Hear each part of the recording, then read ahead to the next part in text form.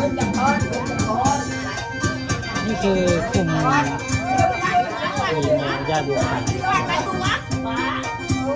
ร่วมโดยญาติบุญญาติบุญทอนได้มาคุม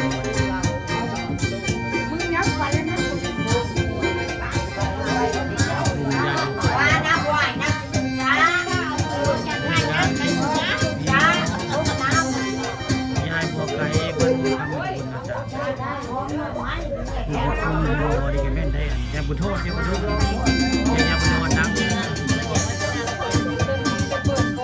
แค่บุญโทษเนี่ยมาเยาล่ำบุรียังไปมาสบายเลยเราลูกพี่โบ้เลยนี่นาทีมีดอกไม้ดอกบัวเลยยาอย่าง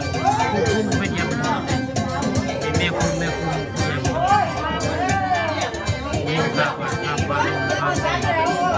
มีหมอฟันทำธรรมดา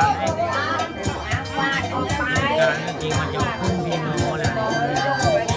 ได้ปลอดภัยมันทำบนนานนี่ก็คือเงินยายบุญทอนออกคลิปขาดยายบุญทอนยายบุญทอนนี่เป็นทีมโมได้ทีมโมได้ทีมโมใหญ่มันมุ่งครับแล้วคนหนาไปหาเพื่อนมาคุ้มด้านโมไข่ดีคนนี่คือประเพณีของบ้านเขานักประเพณีที่มีทางมันงามมันทายได้คนเราประเพณีของคนได้เราขยันจะเวฟเลยพ่อชูแม่เอ้ยทำอะไรก่อนจะแม่เด้อมันเครียดนะสาวคนไทยมันยักษ์ไว้ที่นะยายบุญทอนเหรอเนี่ยหมอใหญ่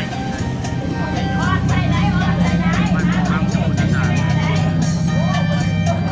จริงมันเองภาพแม่หมอใหญ่ทุกคนยายบุญทอนที่บริการยายบุญทอนนี่คือเข้ามุมพุทธมุมลำเลียงไปคืนนึงให้เพื่อนเข้า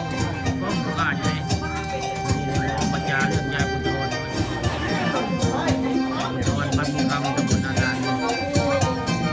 เป็นมาคุมในยาบุญไก่นาบุรีก็เลยเบิ้ลบุรีทางบุรีคุมโดยยาบุญทอนในบรรลุคำตำบลนาดานก้อนที่ช่วยนี่นะ